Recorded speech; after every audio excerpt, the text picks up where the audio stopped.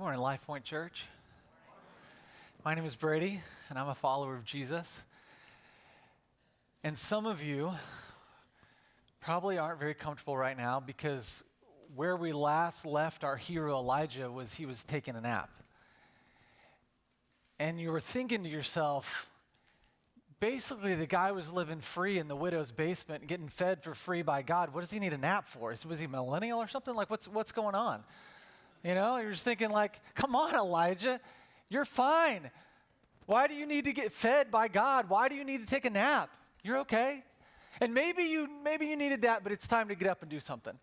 You know, if you're a boomer or maybe a builder, you're feeling a little uncomfortable. Okay, it's time to get up, time to do something. And I think what can happen oftentimes, not all of us were gifted with the great present of sympathy. I don't, that's not my natural tendency. Sympathy it's not there naturally. I blame my parents. It's their fault. You know, obviously, didn't get enough hugs as a kid or something. But, sympathy, that's just not where I'm at. Anybody else struggle with sympathy? It's okay. It's a safe place. Safe. You can be honest. Yeah, it's okay. But what can happen oftentimes is we can see somebody else struggling, and because we're not the one struggling, because we're not there emotionally or we're not there intellectually, we're not where they are circumstantially, we don't tend to have a lot of sympathy for them, especially if it seems like the problem just kind of continues to go on and on and on. You're like, all right, get better already, right? It's time to go do something with your life. It's time to get up. It's time to take some action. And if that's where you're at, then the passage today, as we continue with Elijah, it's probably going to be a little uncomfortable for you still. Because the way that God treats him, it's a little bit shocking. Now, if you remember Elijah's story, on the surface, everything that people saw, everything that people would have experienced, everything that people would have thought, you would think Elijah was thriving. He was killing it. He had an incredible ministry. God was with the ravens feeding him supernaturally, with the widow feeding him supernaturally. He raised her son from the dead. He called for a drought for 3 years and it happened. He called for rain and it happened. He defeated 400 prophets of Baal, and then he defeated Ahab in a foot race where he was on foot and Ahab was in a chariot. So you're thinking, Elijah's doing all right. And, he's the fastest man in the world. You think about the Olympics, like he was killing it. He was doing great. And then all of a sudden, there is a death threat, which for most of us, that's a big deal. But for Elijah, he had been under death threat for 3 years. That wasn't brand new information. That was just the way life was. But all of a sudden, Jezebel gives him another death threat, the queen over Israel, and he can't handle it. And he goes off by himself and he says, God, kill me. Just take my life. I can't take it any longer. And it seemed a little abrupt. It seemed a little strange. It seemed a little odd. And then he goes to sleep. Now, what can happen oftentimes with us is we can be at that place where Elijah is and not know it. All evidence showed that Elijah didn't even know it until at that point when the death threat happened. And we can have friends and family, people that are going through things and we don't know it. All evidence on the surface shows that they're great. They're happy. They're doing fine. They've got a good job. They've got a good family. All of the things are in place that should equal they are doing okay. But oftentimes that's not the case. And this has happened, in my life a few different times. I had a mentor, one of my earliest mentors, a guy that I respect and love and just took time and poured into me. And one day, from my standpoint, everyone else's, out of the blue, he took his own life. And all of a sudden, our world is just spinning. And we don't know up from down. And what is going on? I thought in my own life, about 7-8 years ago, everything was fine. I was doing well. I was thriving. I had a great job. I was getting, promoted, and had respect, and like things were going well. I had a good family, and all of a sudden one day I'm on the floor in the closet, curled up in a ball, crying, telling myself, you're okay, you're fine, you're okay, just breathe, you're okay, you're fine. What's going on? What's going on? What can happen oftentimes is there are things going on under the surface that we're not aware of, that we can't see, that we can't understand. And in our own lives, we don't do what it takes to walk out of it in health, in life, in freedom. And for other people, we don't have the sympathy and the patience to walk with them where they are. And I love what God does here. It's incredible. So Elijah, in 1 Kings chapter 19, verse 8, this is what happens. So just before this, Elijah takes a nap and God feeds him. And then he takes a nap again and God feeds him again. That's the first thing that God does when Elijah is done, when he's empty, when he can't take it any longer. God just takes care of his physical needs because he knows he created us as integrated whole people that are body, mind, and spirit. And they all work together. And if it seems like, I just have an emotional problem, it's likely that you also have a spiritual and a physical problem going on. And so God knew he needed to take care of Elijah's physical needs first. And this is what we see, chapter 19, verse 8. And he arose and he ate and he drank. This is the second time. And then he went in the strength of that food 40 days and 40 nights to Oreb, the Mount of God. This is also Mount Sinai, where God gave the 10 Commandments when Moses went up and experienced God. This is just another name for it. So what God does is after he lets him sleep, and after he feeds him and then lets him sleep and feeds him again, he sends him on a journey, a 40-day journey all by himself. Now think about that just for a second. What would it be like for you to go on a 40-day walk all by yourself? Now some of you start fidgeting because you're thinking, oh no, I couldn't handle that, because the old adage is true, wherever you go, there you are, right? The person you take with you is yourself. And when you're all by yourself, you don't have people to distract you, and you don't have any sort of devices to distract you, any sort of games to distract you, any sort of entertainment to distract you. At some point in time, I'm sure he's at the beginning, he's got things going on in his mind. He's thinking about things. He's thinking about the upcoming Olympics and all this stuff that's going on. But after a while, he's got nothing left. So all he's got is the reality of who he is, the reality of where he's at. The reality of what he's thinking and what he's feeling, the reality of who he is, the reality that he's not who he'd like to be, the reality that he's not where he'd like to be, the reality of what he thinks about God and what he thinks about himself. And he's got to actually deal with it. He has to actually process all that's going on. Many of us do not like to be alone because when we're alone, at some point, we have to come face to face with who we really are. Not who we present to everyone else, not who we show everyone else, not who we'd like to be, but who we are and where we are. And it's amazing to me that God knows this. Actually, it's not amazing that he knows this, but it's amazing how he treats us in that way. And so Elijah takes care of his physical needs and then sends him on a journey, and Elijah's got to process. He's got to think through. He's got to work through. And then here's what God does. Verse 9, it says, then he, Elijah, came to a cave and lodged in it. And behold, the word of the Lord came to him, and God said to Elijah, what are you doing here, Elijah? Now, does that sound like an odd question for God to ask? God is omniscient, which means he knows everything. So is God unaware of what's going on with Elijah? Is he unaware of why Elijah is there? And everyone said, no, God knows.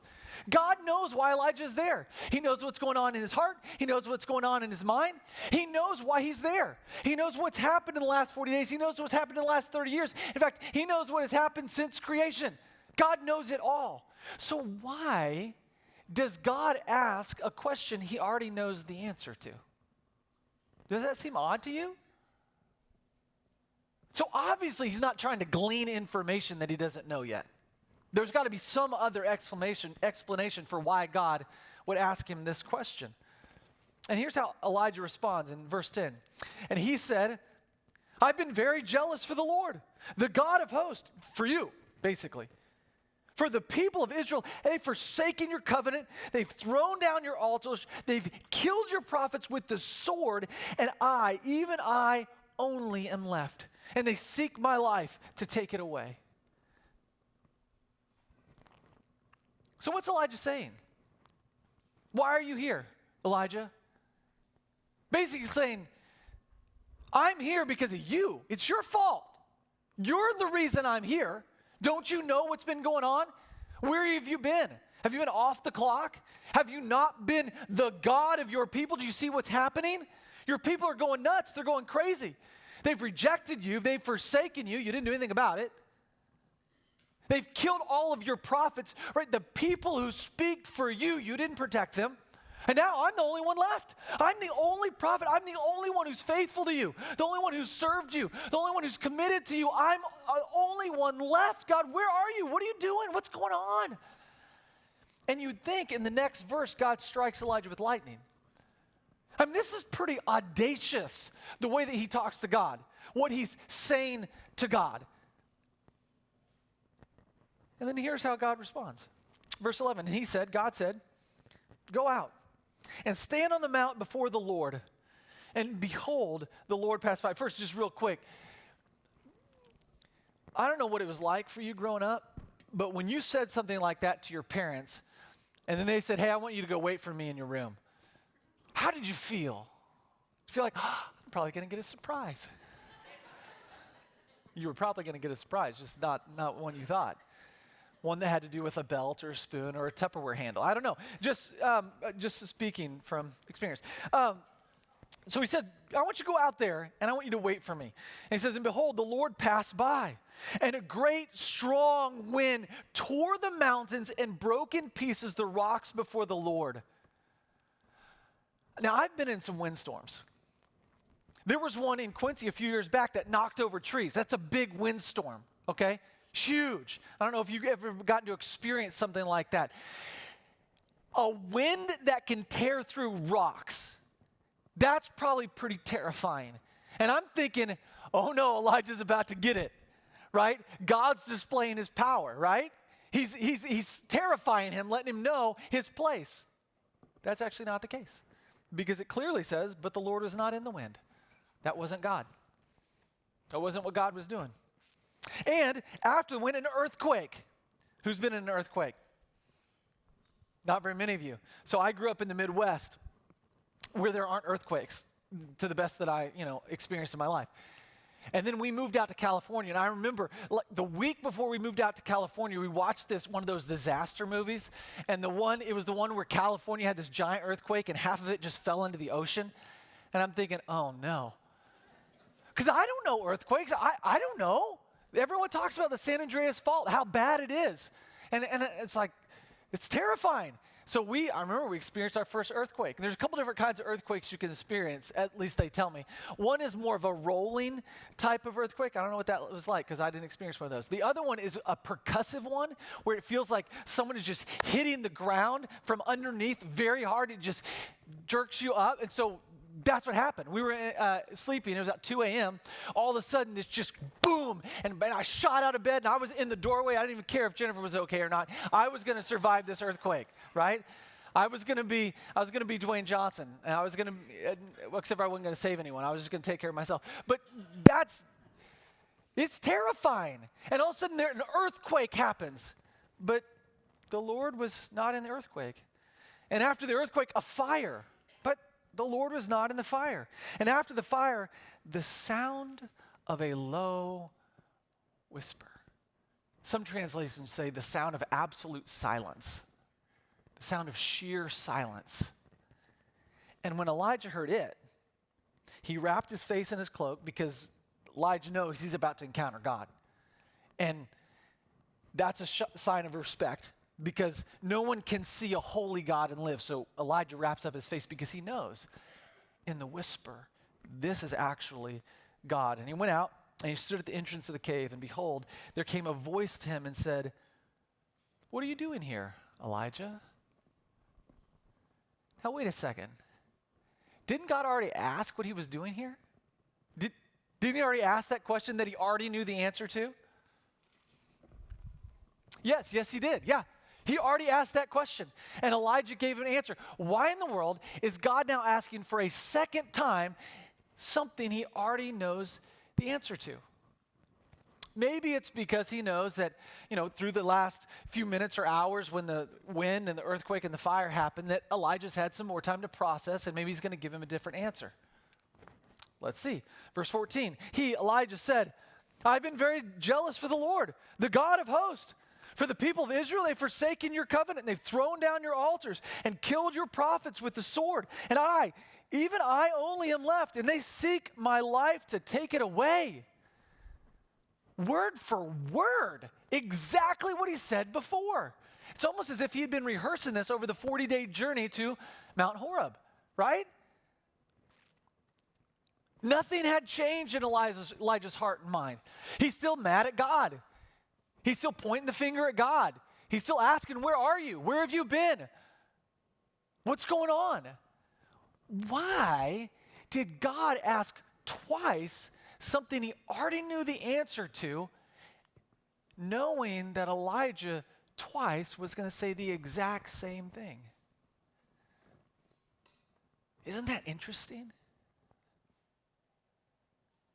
Let's fast forward a few hundred years to Jesus. Jesus comes on the scene, and if you've been around, you know what happens in Jesus' life. We were in the book of Matthew for forever. And Jesus gathers a giant group of followers. He performs all these miracles. He's super impressive. And then, on Palm Sunday, he rides down into Jerusalem. And as he's riding down, people are freaking out. They're putting palm branches on the ground, right? They're putting their coats on the ground. They're waving palm branches in the air, and they're declaring that he is the anointed king. It's a big deal. Jesus, for the next week, has all these incredible conversations, has these brilliant answers, right? No one can ask him a question that he doesn't have an incredible answer for. He asks some questions that no one knows the answer to. He's got a really big week. He has the Passover with his disciples, and then in the Garden of Gethsemane, he gets arrested, and then he gets mocked, he gets beaten, he gets tortured, and he gets crucified for the sins of the world. A couple days later, a couple women come to take care of his body, and he's gone. They come back to the disciples, and they're like, he's gone. And then two of them, at that moment, I don't know what's going on exactly, but they decide, we can't even be around this anymore. We can't take it anymore. We got to go. We got to go back to Emmaus. And so they walk 7 miles to Emmaus. And here's what happens. Luke 24, verse 13. That very day, two of them were going to a village named Emmaus, about 7 miles from Jerusalem. And they were talking with each other about all these things that had happened. So they're having a conversation, and what they're talking about is all of that stuff. They were followers of Jesus, right? They were following him as the anointed king, right? They believed he was the one that was going to change everything, change their reality, change the reality of Jerusalem, of Israel, of the world. And they were following him. They had put all their eggs in the Jesus basket, right? All of their hopes, all of their expectations, and then all of a sudden, it's just shattered. I mean, I can't imagine what it was like for that type of person when Jesus was crucified. All of their hope, just dashed. And then their close connection to Jesus. I mean, the sorrow of him being dead. And so this is obviously what they're talking about. This is obviously what they're going through. And then it says in verse 15, while they were talking and discussing together, Jesus himself drew near and went with them, but their eyes were kept from recognizing him. So Jesus comes up beside them. He's walking with them, but they don't know that it's Jesus. For one reason or another, they don't recognize him. And he said to them, what is this conversation that you're holding with each other as you walk? And they stood still looking sad. Hear that question? Very similar to the question that God asked Elijah. What's going on? What are you guys talking about? What are you processing? And here's how they answer. Then one of them, named Cleopas, answered him, are you the only visitor to Jerusalem who does not know the things that have happened there in these days? So obviously they were close to Jerusalem when Jesus comes up beside them because they know he is also coming from Jerusalem. And they can't handle it. Like, what? Everybody knows what's going on. Everybody knows what's going on. That is the buzz around town. There's nothing else to talk about right now. No one's dropped a new album, right? There's no new movies that have come out. Everybody's talking about Jesus coming in a week before, doing all these incredible things in the temple, and then getting crucified. Everybody's talking about it. How in the world could you not know what's going on? Once again, why are you asking a question you know the answer to? And then he said to them, Jesus said, what things? What things? What are you talking about? As if he didn't just live them. Right? I mean, Jesus knew the things. He experienced the things. He said the things. He did the things. He was the one the things were done to. Like Jesus knows. Why in the world does he say, what things? He knows. And then they said to him, verse 19, concerning Jesus of Nazareth. At that point, he could have stopped and said, oh yeah, that's me. I know. Nope. A man who was a prophet, mighty in deed and word before God and all the people. And how our chief priests and rulers delivered him up to be condemned to death and crucified him. But we had hoped that he was the one to redeem Israel. Yes, and besides all this, it's now the third day since these happened. Moreover, some women of our company amazed us. They were at the tomb early in the morning, and when they did not find his body, they came back saying that they had even seen visions of angels who said that he was alive. And some of those who were with us, they went to the tomb and they found it just as the women had said, but him they did not see. Jesus knows all this. He knows what's going on. Why does he ask that question? And then why does he let them continue on and on and on, telling him the things he already knows to be true? I think what we see in God with Elijah, in Jesus with these two disciples, is this very important thing. God knows that we as human beings need to process. We need time and we need space to think through things. And we need time and we need space to talk through things. There's been some studies that have shown that it's actually helpful to say things out loud, even if you're by yourself. That thinking through things is good, but it's also important that you say things, you give voice to things out loud. And God, who created us, he knows us, he understands, he gets it. When you're in a spot of deep emotional distress, whether you know it or not, one, you need your physical needs taken care of. But two, you also need to engage intellectually and emotionally and say out loud and process through the things that you're feeling, the things that you're thinking, the things that are going on that you're confused about, that you're frustrated with. And what's amazing is how much grace God has with our audacity when we finally allow ourselves to be honest. Think about the Psalms. I don't know if you've ever read through the Psalms and thought, these are a little irreverent, the way that David or the psalmist is saying these things to God. Think about some of these things that are said. Psalm 2, why? Why, God? Why? Psalm 3, it's not going well, God, help me. Psalm 4, answer me. Psalm 5, pay attention to my distress. Psalm 6, I'm weary, I'm distraught. Psalm 10, why are you so far away when I need you most? How long will you allow this to happen, God? Psalm 13, how long will you forget me? How long will I have sorrow in my heart? There are 150 Psalms. We were just up to Psalm 13 at this point. Are you beginning to catch the theme? David being utterly honest. I'm confused. I don't understand. I'm hurting. I'm frustrated. I'm alone, I'm sad, I'm depressed, I'm anxious, and I'm afraid. Where are you? Why have you? How could you? I am angry with you, God. And God doesn't respond with lightning. In fact, we see he invites this with Elijah. He invites his anger. He invites his frustration. Even if it's misunderstood, even if it's misguided, he invites it. One pastor who's had a lot of influence in my life said one time, prayer is not the place to be good, it's the place to be honest. That prayer is not the place to be good, it's the place to be honest. Meaning, God already knows exactly what you feel. He already knows exactly what you think. If you're mad at God, he knows it.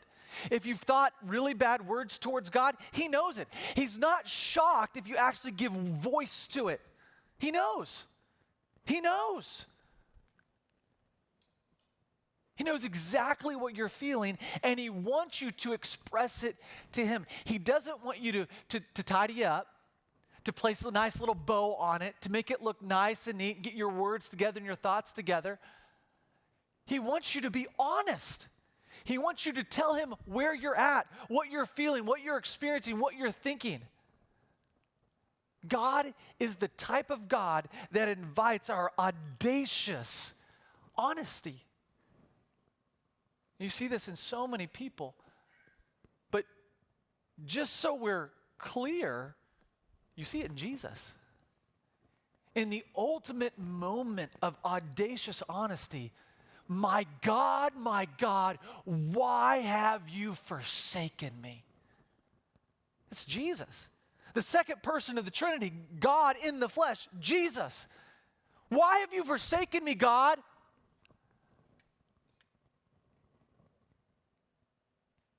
Obviously, God is the type of God who invites our honesty, our raw, uncut honesty.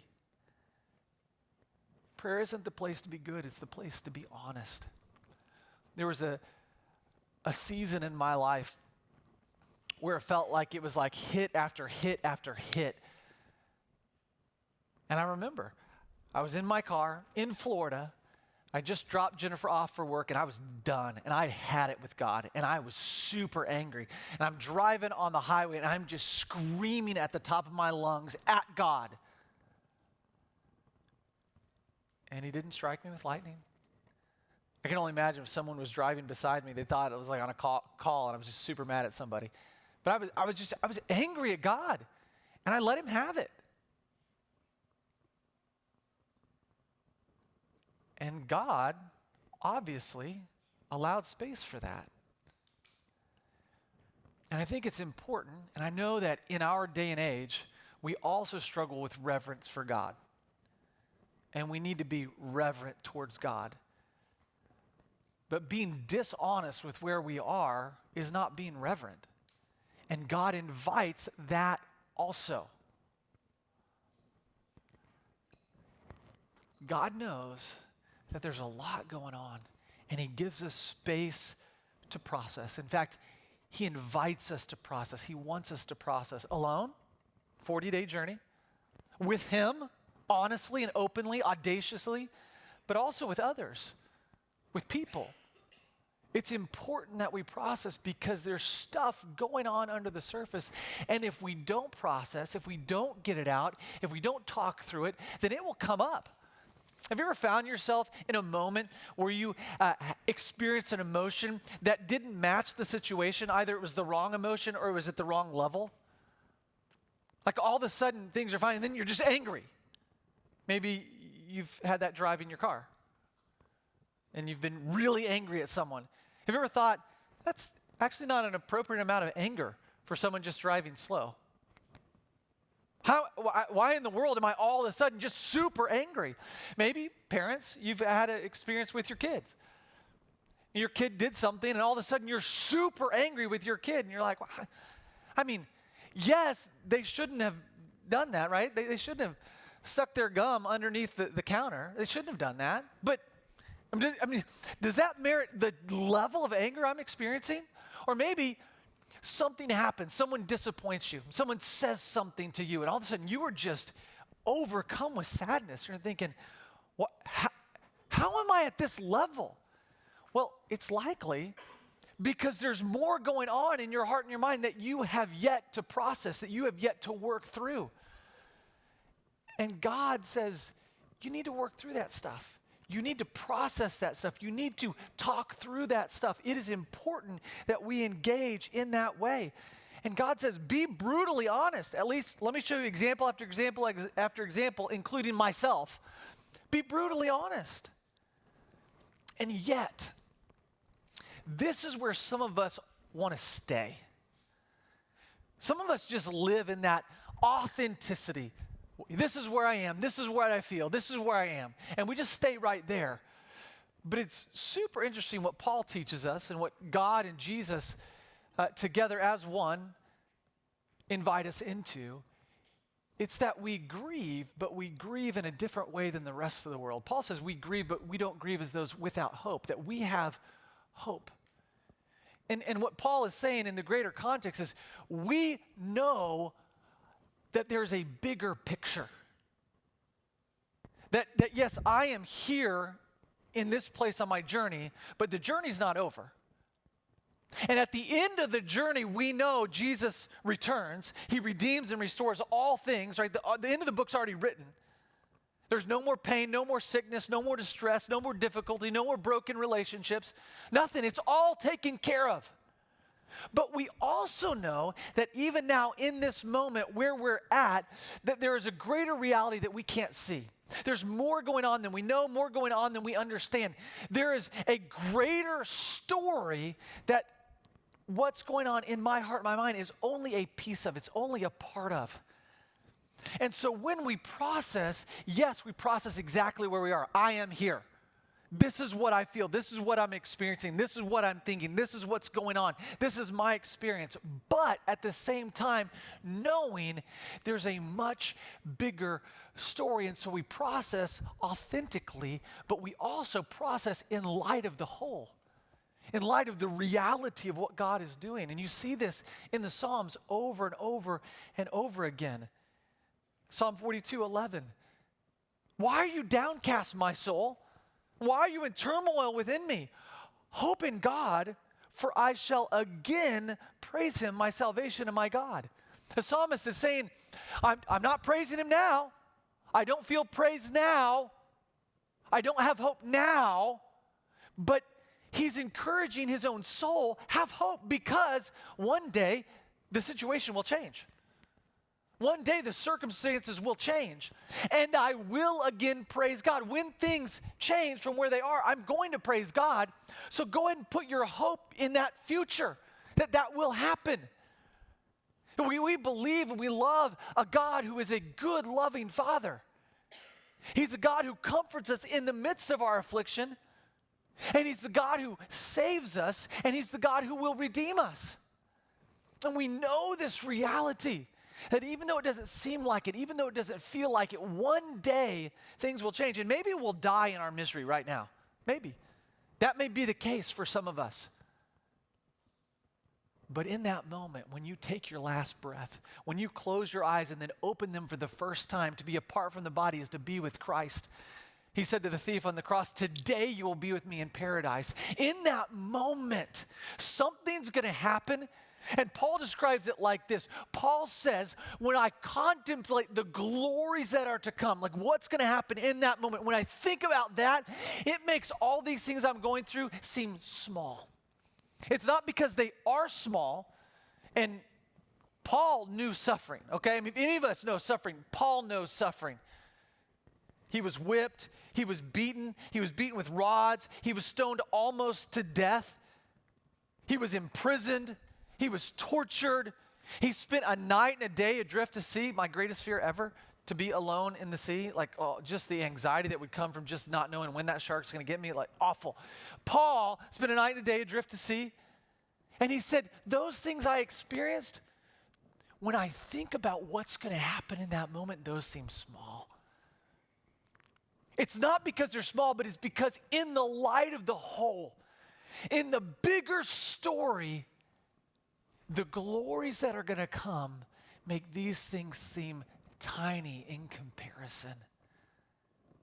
Paul grieved, but he grieved with hope. He grieved with knowledge of the reality. And this is what God does with Elijah and what he does with Jesus. Yes, that's what Jesus does with the disciples. God gives Elijah some perspective after this, and Jesus does the same with the disciples.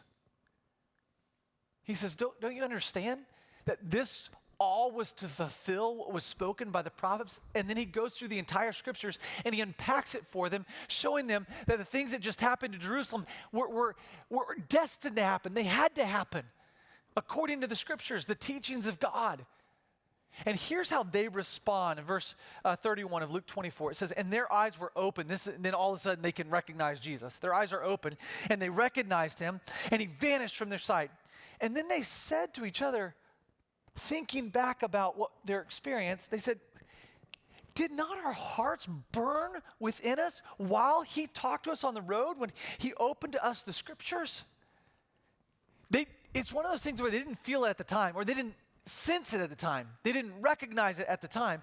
But when they look back about their conversation, when they were processing things with Jesus, their hearts burned, because there's something about processing things, not just with yourself alone in the authenticity of who you are and what you're feeling, but as a follower of Jesus with God in the reality of the bigger story and with other people, that processing it in that way changes things, affects things differently. Did not our hearts burn within us as we process on the road with Jesus? Has he enlightened to us the bigger picture, the bigger story?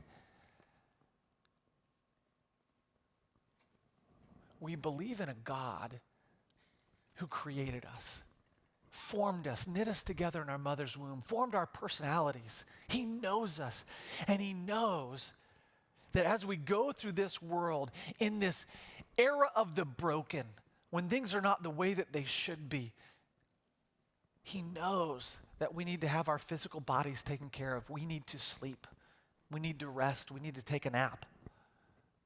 We need to have nutrients in our bodies. But we also need to have space and time to process.